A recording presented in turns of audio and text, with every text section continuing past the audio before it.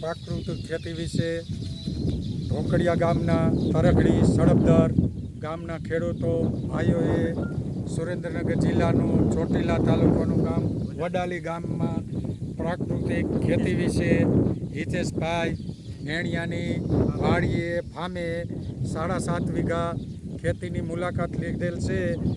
હિતેશભાઈ મેણિયાએ 7.5 વીઘામાં 40 જેવા ધાન્ય પાકનું ઉત્પાદન કરેલ છે અને પ્રાકૃતિક ખેતીથી ગાય આધારિત ખેતી દ્વારા ઉત્પાદન સારું મેળવે છે અને પ્રાકૃતિક ખેતી કરવા વિશે અને ગાય આધારિત ખેતી કરવામાં ઘણો ફાયદો રહે છે.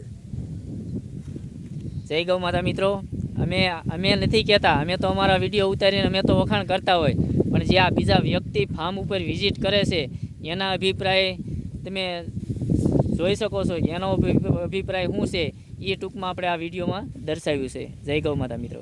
જય ગૌ માતા.